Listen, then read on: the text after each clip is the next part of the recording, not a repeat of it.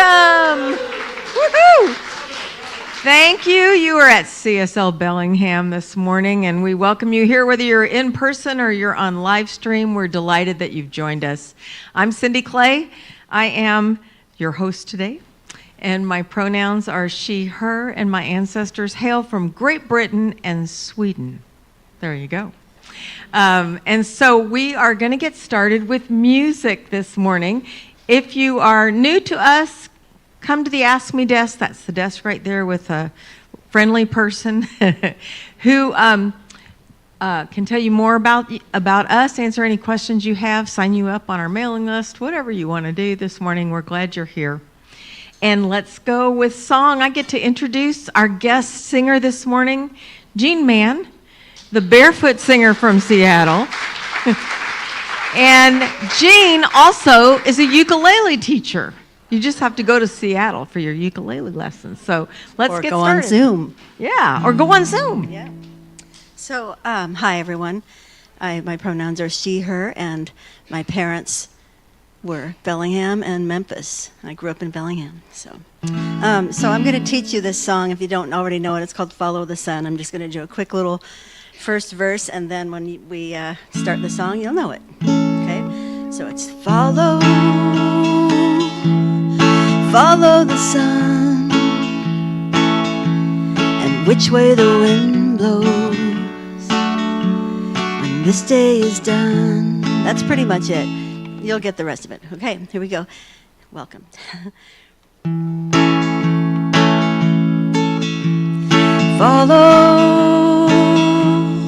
Follow the sun, and which way the wind blows when this day is done. Breathe in the air, set your intentions, dream with care. Tomorrow's a new day for everyone. A brand new moon, a brand new sun. So follow the sun, direction of the birds, the direction of love. Breathe in the air, cherish this moment, cherish this breath. Tomorrow's a new day for everyone. A brand new moon, a brand new sun. When you feel love coming down like a heavy weight, when you feel this crazy society heading to the Strand, take a stroll to the nearest waters and remember your place. Many moons have risen and fallen long before you came. So which way is the wind blowing? And what does your heart say? Big finish. Follow the sun, and which way the wind blows when this day is done.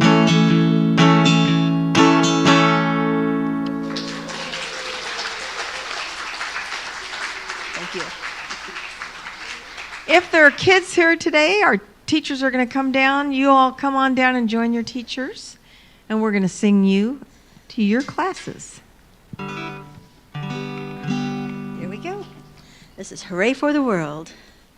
Hooray for the world, I'm glad to be on it. Hooray for the world, I'm glad to be on it. Hooray for the world, it's a special place to guide Mother Nature, the human race. The world's got trees and bumblebees, rivers and lakes, the open seas, mountains and valleys, and animals too. A sun that shines on me and you. Hooray for the world, I'm glad to be on it. Hooray for the world, I'm glad to be on it. Hooray for the world, it's a special place. We got Mother Nature, the human race. Mother Nature and the human race. Good morning. My name is Kalish Leviel, and in case I forget, I've got several opportunities to figure it out. And this month we're celebrating all parts of ourselves, and so I thought my pronouns for this month would be we and us. So join me in looking at the ways to request prayer.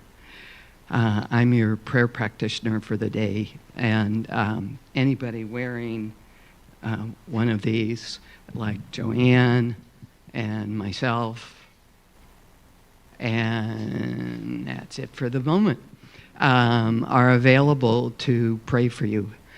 Just corral us after the service, and we'll be happy to do that. In addition, you can request one online. And speaking of online, I wanted to make a special note today of we have a prayer practitioner library. The prayer library website is available for prayers all the time, 24/7. All you have to do is go on, and there's a wealth of them, over 30 or so, and they're in different categories. So whatever you're looking for, you can find it there. So right now, let's take a moment to join me in knowing that we're here now.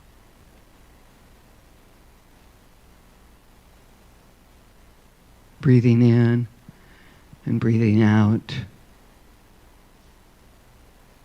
We know there is only one infinite presence that is our source, that is deep in our center and expands out from us, through us, to each other. And in this moment, we open our hearts and our minds to the messages that are so clearly coming through Reverend Frank and being here with us today, and welcoming each and every person, each and every chair, each and everything. This moment here is good, is blessed, and I thank you, sweet Spirit, and so it is.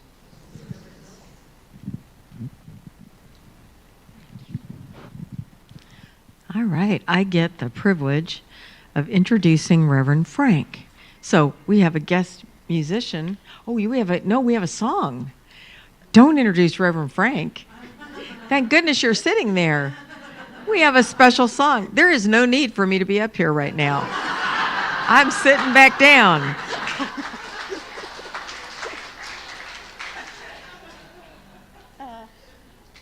I think that's so great. The perfect thing is that this song is about embracing each other exactly as we are, and even as something we might be morphing into. And I wrote this song called Posy Patch World, and it was a song assignment based on reading a book called Genderqueer by Maya Kobabe. And I just was really moved by the story, and this is what came out of it, which is basically about we don't know what's inside each other's hearts and minds, even if we think we know what the outside of them looks like. So this is for that. This is Posy Patch World. One is born in the mountains,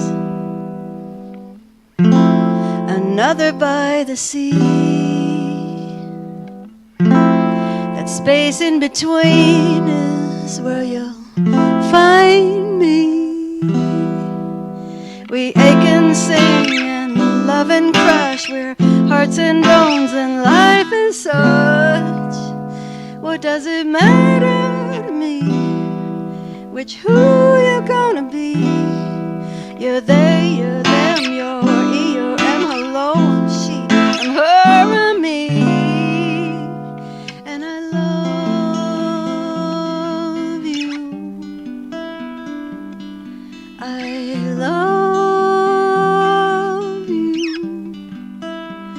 I love the you are, the treasure of you.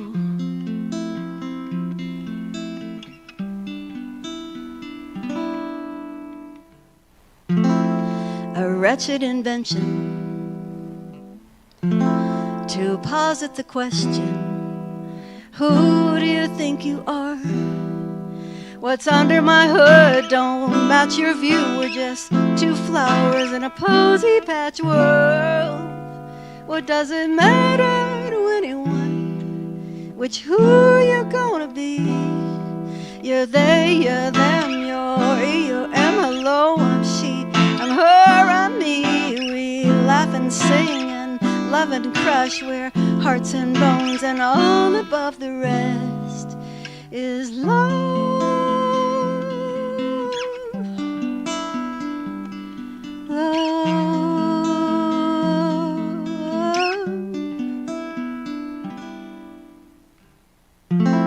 One is born in the mountains, another by the sea. That space in between is where you'll find me. And I love you. I love you. I love the you are, the treasure of you.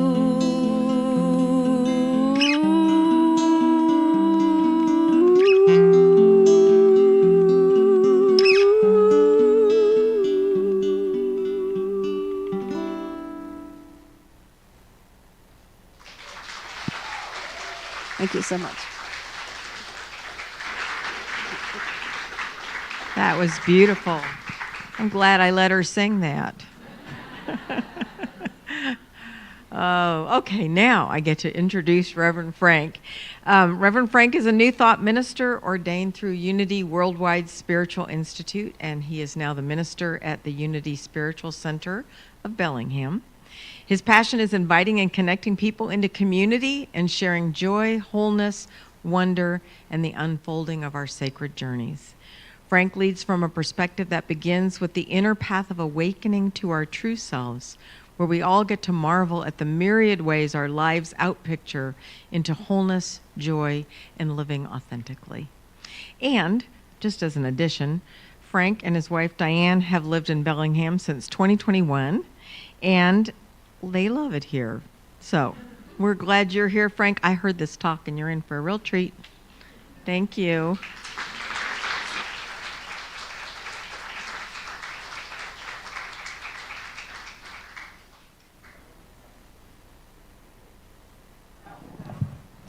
I'm Reverend Frank. There we go.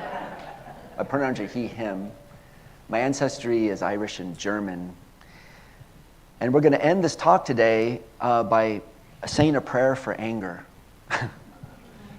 I'm curious, has anyone ever said, I'm going to sit down and I'm going to pray, and I'm going to call in the divine principle, the divine energy, the divine properties, the divine resonance of anger? Yeah, let's try something new. My sources for this talk today come from, well, primarily from a tradition called Kashmir Shaivism. It's a little new to me, actually.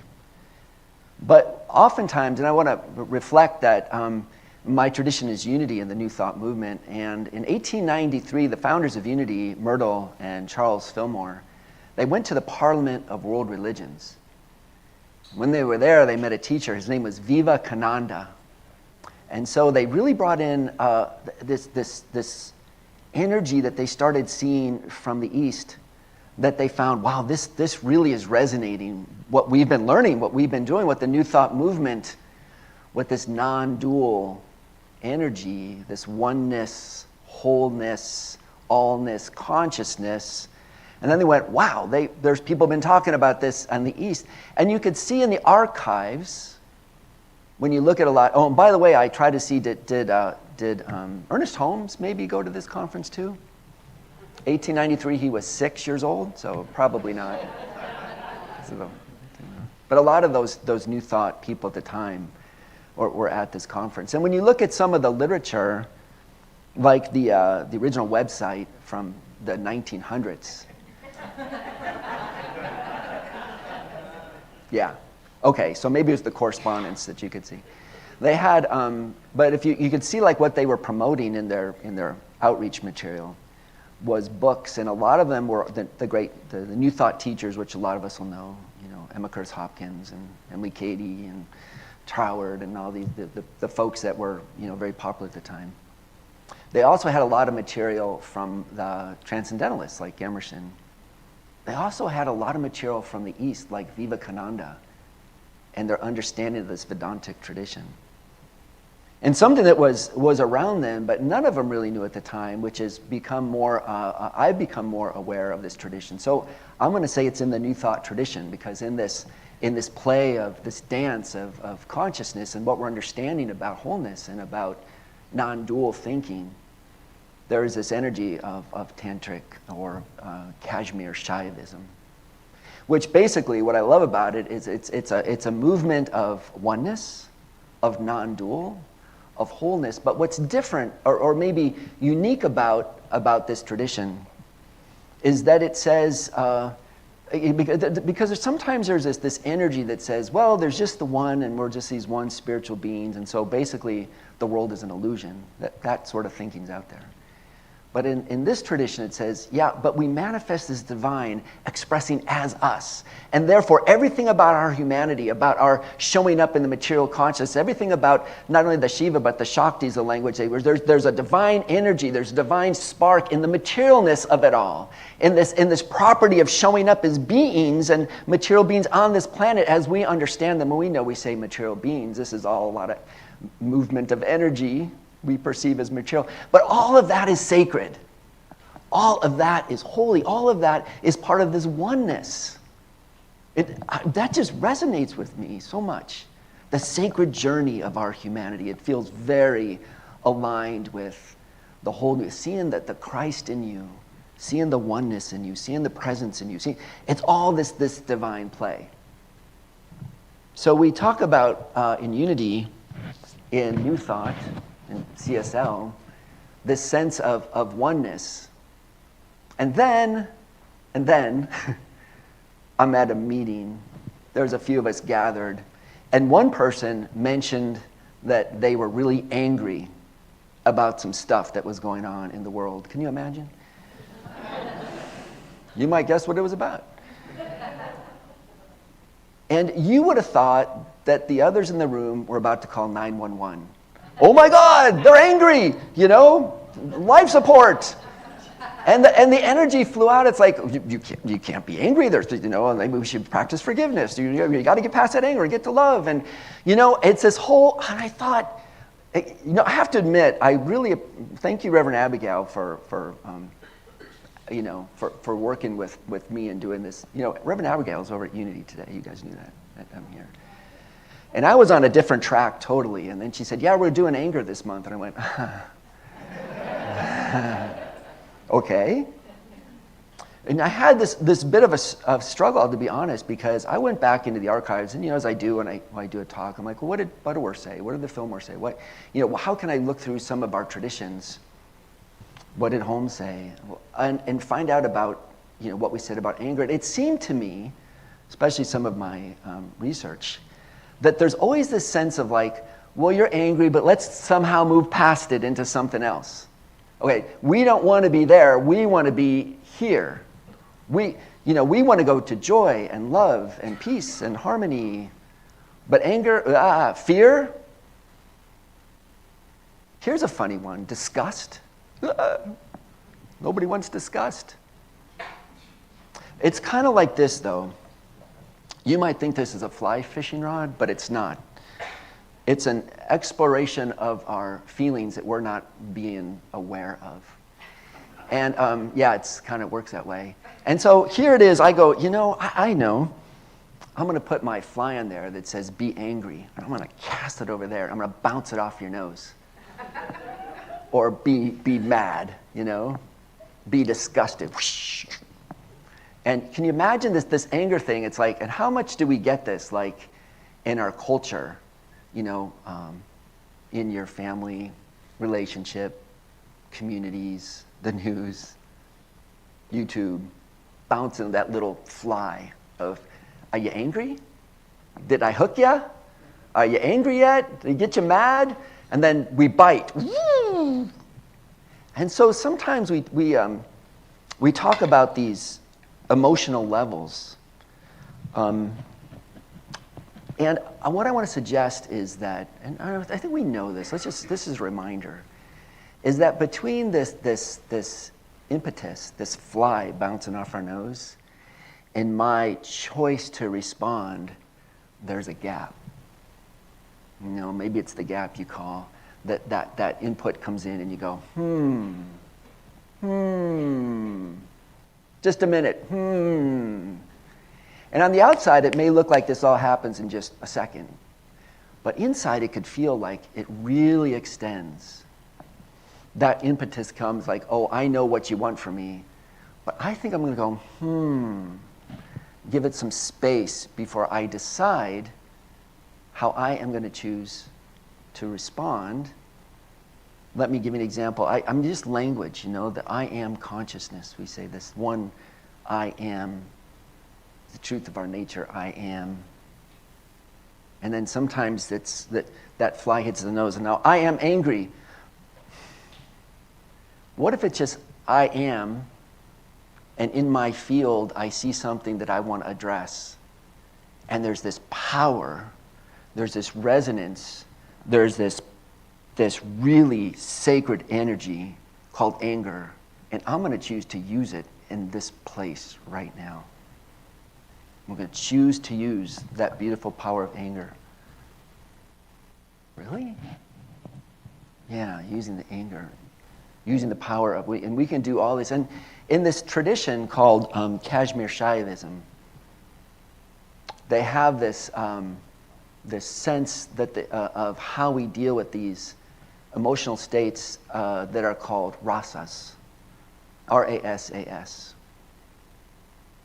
And the beautiful thing about a rasa is it's not the emotion itself, like I'm angry. It's the ability to take that emotional energy and look at it in its sublime aesthetic, its sublime beauty, its essence as it is. One of the rasas is love. I thought, what would so I have some ideas here. Sweet pineapple juice. If I was to say, what's the drink of love? Nice sweet pineapple juice. I'm making these up, but I just thought, what? And then there's also, like, for example, sorrow. Something salty, like lots of electrolytes, salty electrolytes in a Gatorade, right? That'd be my juice for that. Maybe if I was, here's the rasa of being afraid, fear. It's a real, dark, bitter, medium roast coffee. But do you like it? Yeah. This is good too. Wait, but no, not fear. We want to go, we want these. But this is delicious as well. When it comes to anger, I picked this one. 0 sugar ginger beer. Do you know that one? Can you imagine the taste of this? Here, I'll leave it out if you want to try. It is like spicy. Whoa! Anger has in this concept of rasa. Each of these emotions has its own essence, has its own flavor, has its own taste. And Spanish like sabor, there's something to it that's just awesome. And they're not all the same. You can think in anger, you might think of something that is has red peppers, or like a pepper or spice or ginger or garlic or onion, that pungent kind of stuff. And in the end, the one that brings them all together, this was just me, banana. It's the 9th rasa. In the tradition, they used to have 8, and someone said, well, what about peace? It's almost like if you had a crystal, and just the clear light goes in. That's like peace and tranquility, and calm. But throughout the rasa, throughout that crystal, there's all these other flavors and colors and textures. And they're not right or wrong, or good emotional energies or bad emotional energies. They're all an expression of the one energy. Even anger. Even anger. One of my teachers, Reverend Tony Bain, she talks about this notion of conscious neutrality. Conscious neutrality. I thought about that for a while. It's like, I don't want to be neutral. I want to be all fired up. It's like, yeah, but conscious neutrality is when in my consciousness things come to me and I don't just respond or react quickly. It's like that fly on the nose. It's like, I am aware. I am.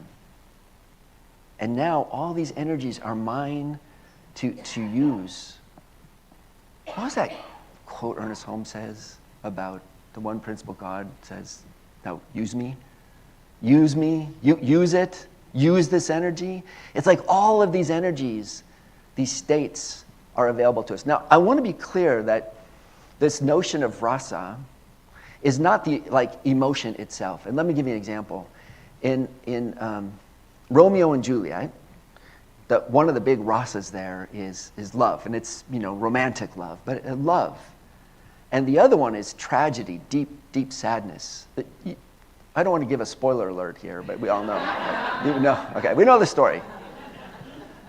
And when you go to the play, I remember seeing, I bawled, as a little young man, I was crying at the end of the movie that I saw, the Franco Zeffirelli one I saw years ago.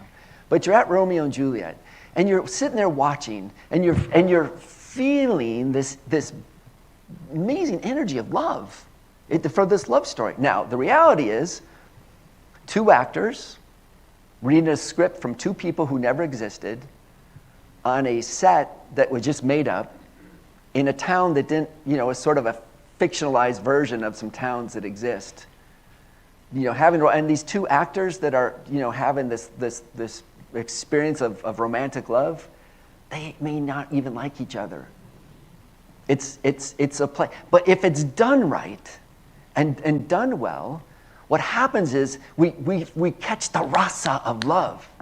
And there's a sublime energy that exists independent of the people and the actions and the play and all this. It's an energy that is.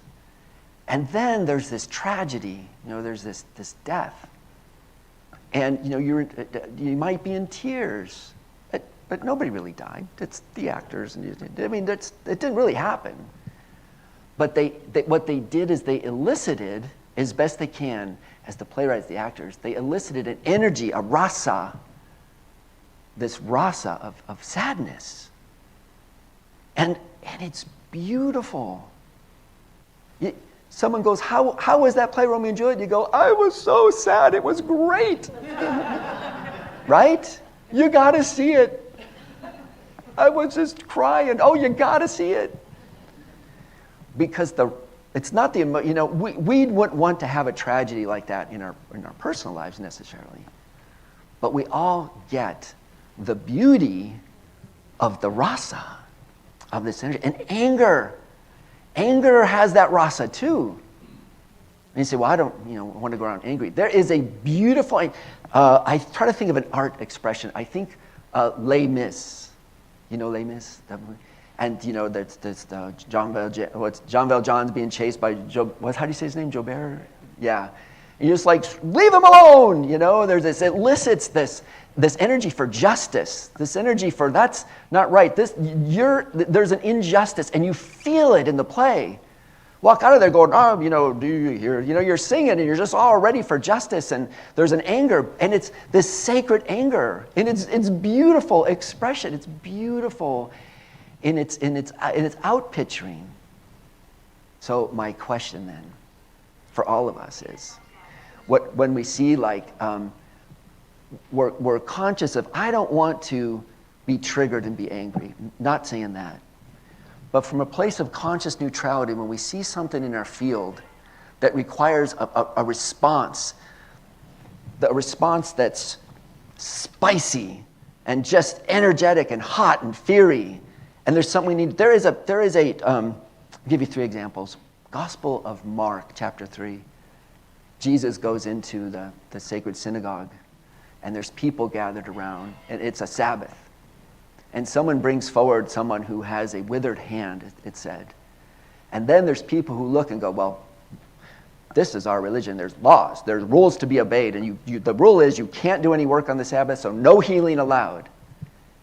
And it says in there that Jesus, who was a healer, looked at these people, and he called upon that divine energy of anger. And it says, Jesus looked at them and was angered for their hardness of hearts. And he turned and he looked at the person with the withered hand and said, stretch out your hand. And the person's hand was healed. An energy that many of us try to avoid was an energy that elicited a healing, a transformation, an uplift. Here's another example. I say this just because I like to talk about the program. I'm a part of a program called CAST. It's Coffee and Sandwiches Together.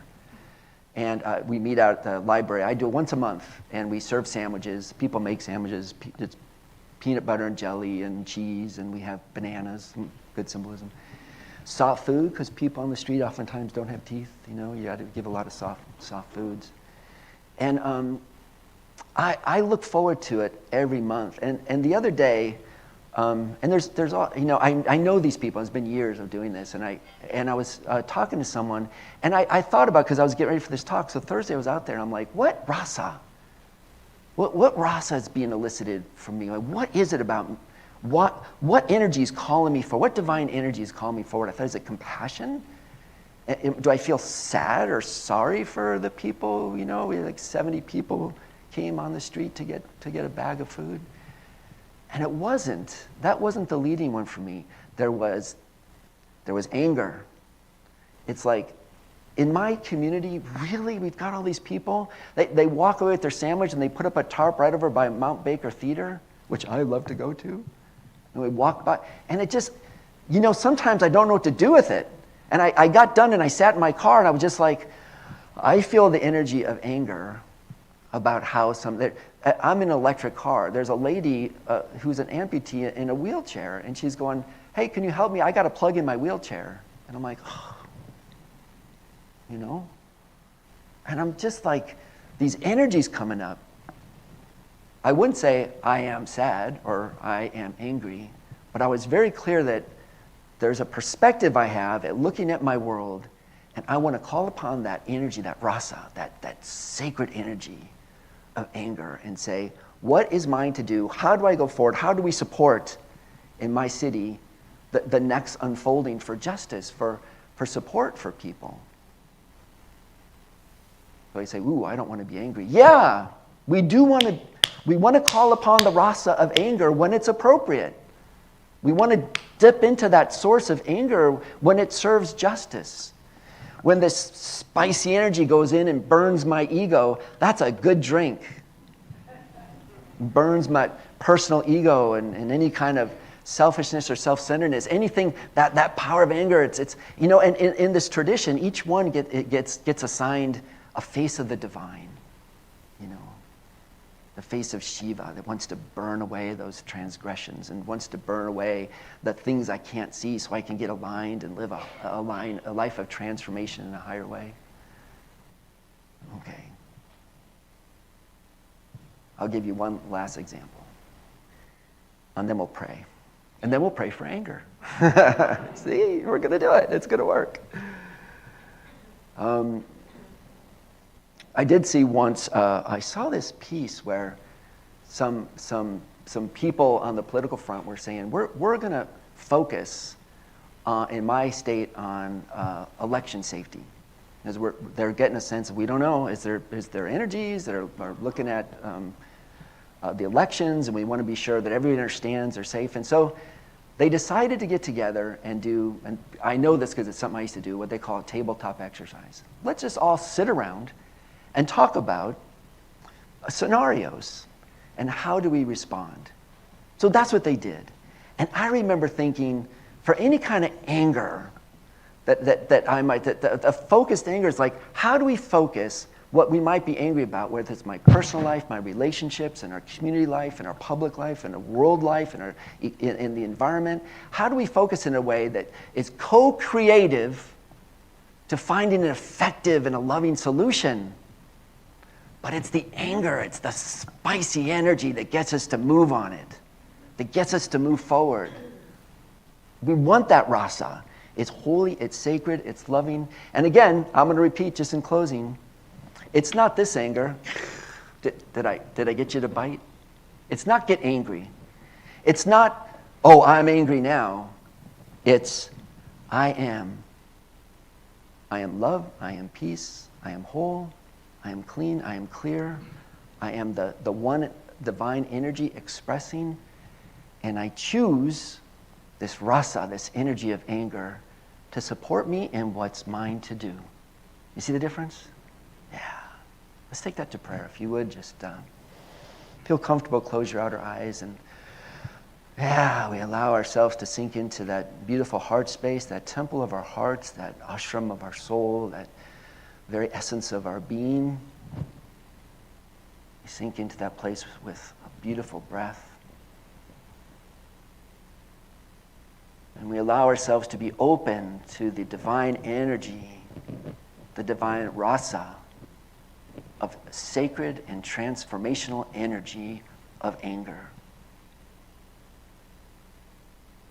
We know that in this sacred space, in this one mind, this one heart, this one isness, that all these energies are divine energies available to us, that flow through us, that are available to work beautiful, transformational, justice, and loving solutions in our world, our sacred world, our beautiful world, where the divine shows up to play in this beautiful dance of consciousness. And we know we can bring this rasa at the right time, the right place, the right circumstance. The sacred energy of divine anger, divine liberation, divine justice, divine clarity to the situations we find in our life. There's many other rasas, but let's focus on this one, anger. Let it work to our good.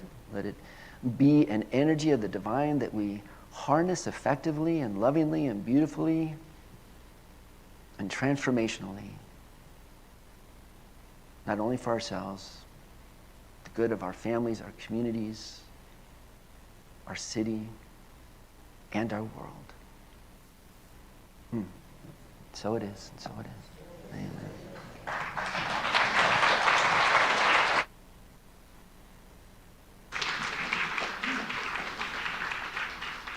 Thank you, Frank. I love thinking about the rasa of anger. So we're going to move into the rasa of gratitude. How's that? And so the ushers are coming forward, and this is our time of sharing our gifts to this community, because together we have created and we support and we expand and magnify all the essence of community. And so I thank you for your gifts, and we have a beautiful song.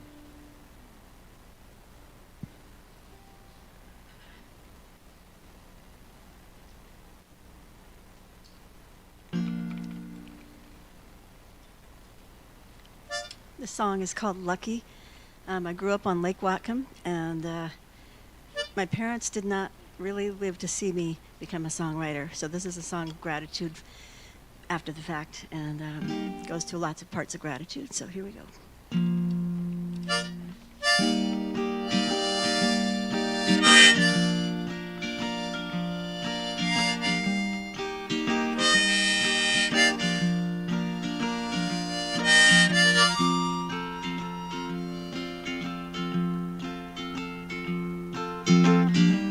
I used to row the lake on summer nights,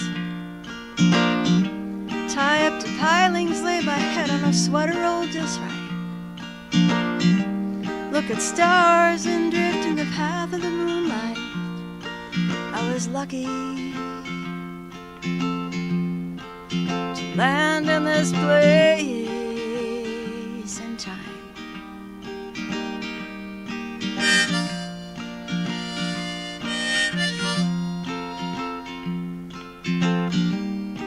There's a crumbling house torn apart, uncovering the past, revealing the marks. Some are battle scars, one, others a happy lark. They were lucky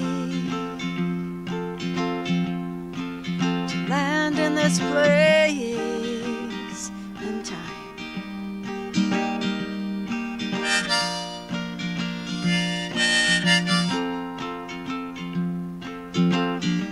I came around to hear your story. I guess you came round to hear mine.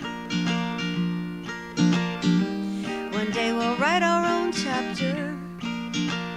We're lucky to land in this place in time.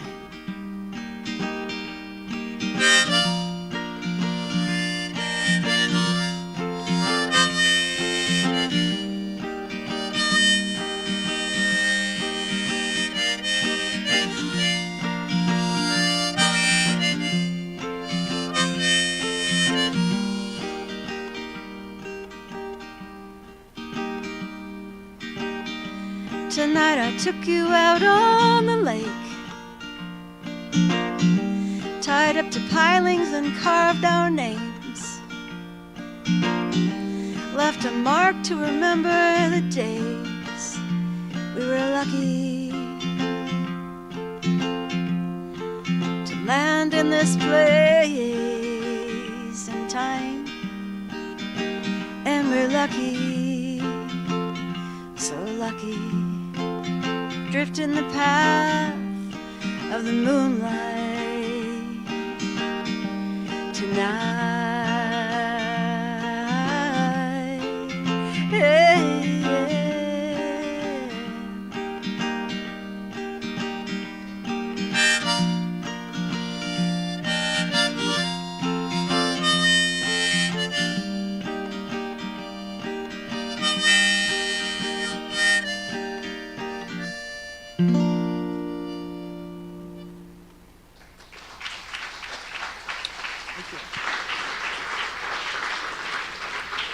Whew, how blessed are we? Beautiful. All right. Well, it's time for announcements. I cannot do a darn thing until a fern disappears. Oh, there it is. Okay. Hey, so the first thing is we had another Gourmet for Good event, clam fritters by the bay. Woo! Some clam fritter people here. Lovely. And today the men's group is meeting in the classroom at noon. So men, get together, focus on spiritual consciousness. All right, and our beloved Steve and Shelley Larson have started the kitchen ministry, and tomorrow we're making sandwiches again at 2 o'clock. You can sign up at the Ask Me desk, or I'm sure you can just show up tomorrow at 2 o'clock, and you can also bring cookies. So lots of ways to support, but thank you, Shelley and Steve. And then I am super excited about this because I know that we used to do this before my time, and we're bringing it back. And we're calling them spiritual recharge sessions. And so once a quarter, and we're launching this on August 16th, which is next week, practitioners will be here, and There'll also be practitioners online. And so you can sign up and have 10 to 15 minutes with a practitioner. I know it says 20 up there, but that would be you running over if it was 20. So, but it's your opportunity to just get focused spiritual prayer. And if you've never worked with a practitioner before, you'll love it. So there's no charge. Just come, sign up, and have that experience of being fully supported in prayer with a practitioner. I can guarantee you it'll change your life. All right. And this will change your life too. So I get to teach a class. They're going to let me teach Learning from the Masters on Living a Life You Love. This is a core class in the curriculum elective. And what it is a focus on the 3 spiritual teachers who greatly influenced Ernest Holmes. So we're going to be looking at the writings of Emerson. We're looking at his essays and mining those for glimmers of truth. We're going to look at Thomas Troward's lectures and mine those for sparks. And we're going to go through some of the writings of Emma Curtis Hopkins in Scientific Christian Mental Practice and look for the jewels there. And what's really fun is we're going to connect all of that to Ernest Holmes' thinking and how he started to take these teachings into what he synthesized as the science of mind. So it's going to be reading, it's going to be a little talking, it's going to be some video watching, and rich discussion. My intention with this class is that you take away 2 or 3 spiritual practices that become your anchor, your foundation, that help you live a thriving, rich life. So I brought flyers. I'm so excited about this class. I made flyers. So if you're thinking about it, there'll be flyers at the back at the Ask Me desk, and I would just love to have you be part of what's going to be a fantastic experience. So, all right.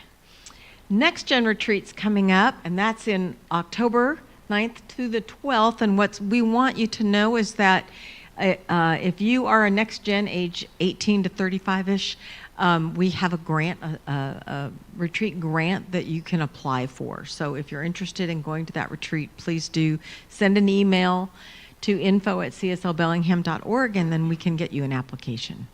All right. And we want you on our announcements list because our goal is to shorten the announcements that we're making at the service. And that means that you need to get information from the weekly announcement email that comes out. So if you're not already receiving that weekly announcement email, you want to sign up for it at the Ask Me desk. Those 2 nice people back there from the board ready to help you so that you can stay in the know. All right. And we're ready for our closing. Let's see how short that was. Good, huh? Okay, let's just take this into prayer.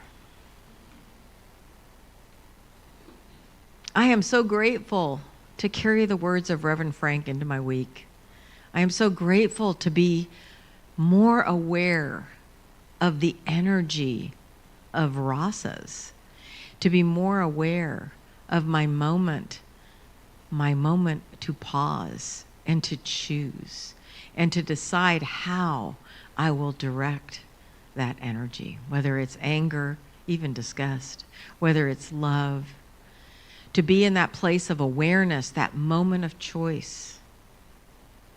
How powerful that's going to be in my week, and I hope that you too will carry that into your week.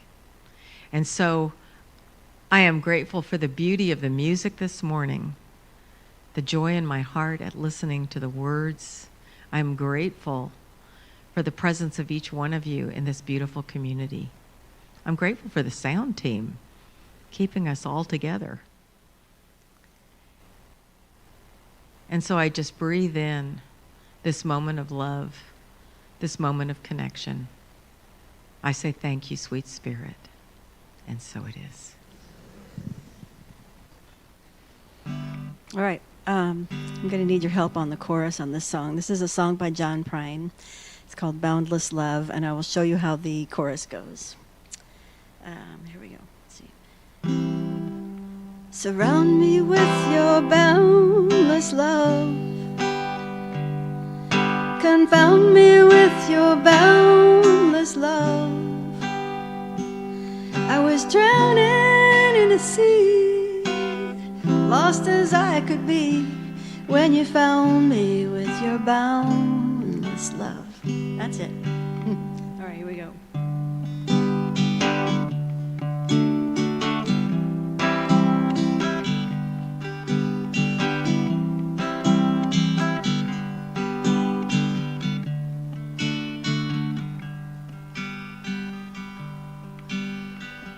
I woke up this morning to a garbage truck. Looks like this old horseshoe done run out of luck. If I came home, would you let me in? Fry me some pork chops and forgive my sin. Here we go. Surround me with your boundless love. Confound me with your boundless love. I was drowning in a sea, lost as I could be, when you found me with your boundless love. Beautiful. Sometimes my old heart is like a washing machine, bouncing around till my soul comes clean. And when I'm clean and hung out to dry, I'm gonna make you laugh until you cry. Surround me with your boundless love. Confound me with your boundless love. I was drowning in a sea, lost as I could be, when you found me with your boundless love. If by chance I should find myself at risk of falling from this jagged cliff, I look below and I look above. I'm surrounded by your boundless love. Surround me with your boundless love. Confound me with your boundless love. I was drowning in a sea, lost as I could be, when you found me with your boundless love. You dumbfound me with your boundless love. You surround me with your boundless love.